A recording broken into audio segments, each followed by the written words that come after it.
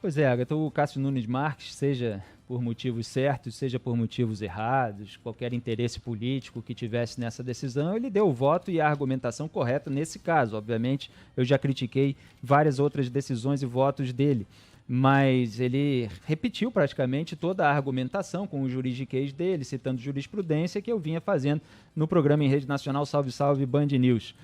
Mostrando que as provas são ilícitas e, para além de serem ilícitas, obtidas por violação criminosa de aplicativos de celular, elas também não foram devidamente periciadas e autenticadas a ponto de se confirmar que o conteúdo não foi adulterado. Ou seja, no campo jurídico, ela é imprestável, ela é nula. Tanto que nem os ministros que as citaram, que usaram na sua argumentação esse conteúdo, formalmente consideraram esse conteúdo, que é um cinismo, assim, é de um festival de hipocrisia, estarrecedor até para os padrões do Supremo Tribunal Federal, embora eu, evidentemente, não me impressione com mais nada e a gente já soubesse que o caminho ali de aliviar a barra do Lula já estava delineado há muito tempo. Muda, eventualmente, alguns fatores, qual é o ministro que vai compor a maioria com o Gilmar Mendes e o Ricardo Lewandowski.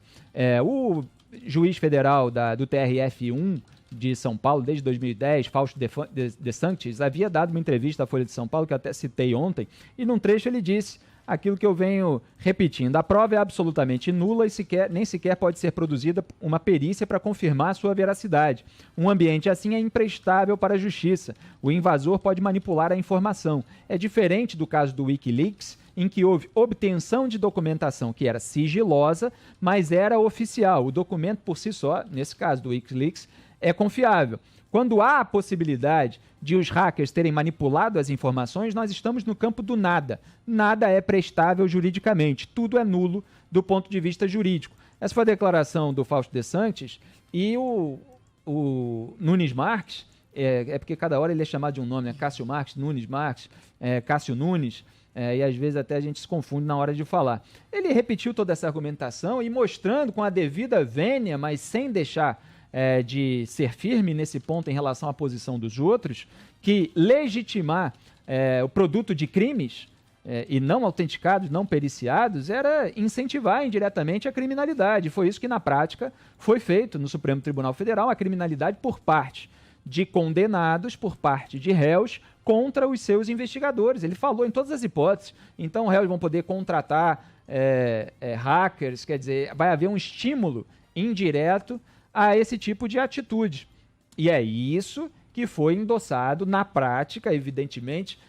Eles fizeram todos os recursos ali retóricos, com todo o malabarismo, para fingir que não estavam fazendo isso, mas foi exatamente isso que foi feito, porque não havia nenhum outro fato novo, e a Carmen Lúcia teve essa cara de pau, revelou ali a sua natureza, de fingir que houve um fato novo que não aconteceu, e citar as mensagens roubadas, que seria o único fato novo, sem admitir formalmente que isso estava sendo decisivo para a argumentação dela. Aí ela tenta pesar a mão em relação à condução coercitiva do Lula, por exemplo, que aconteceu 5 anos atrás.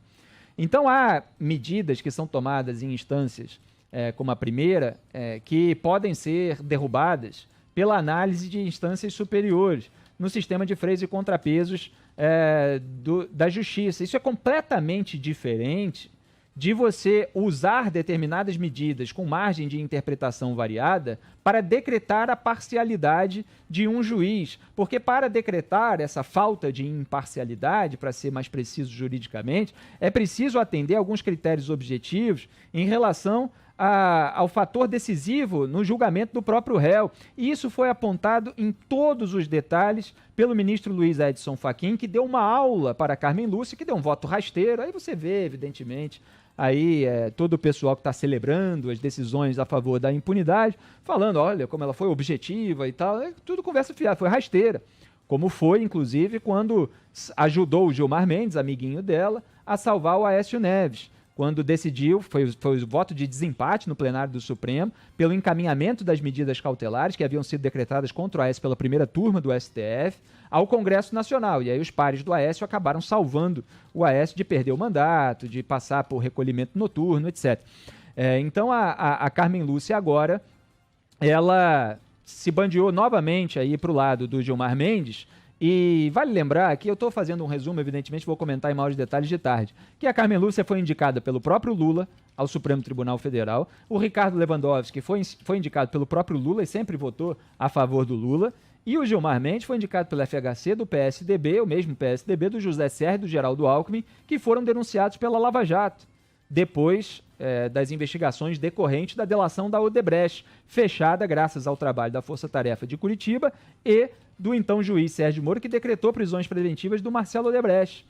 Então, não há nenhuma facilitação a tucanos por parte da Força Tarefa de Curitiba, que resultou na delação da Odebrecht, que gerou a denúncia, mais tarde, do José Serra e do Geraldo Alckmin, que são aí companheiros, principalmente o Serra, né, amigo íntimo do Gilmar Mendes, como mostram e-mails aí em reportagens que vocês podem conferir. O Aécio Neves conversou com o Gilmar Mendes 46 vezes durante um período em que era relator de 4 inquéritos envolvendo o Aécio Neves. O Gilmar Mendes aliviou a barra do Aécio Neves anteontem, numa denúncia em relação a crimes supostamente cometidos em Furnas, na usina hidrelétrica de Furnas.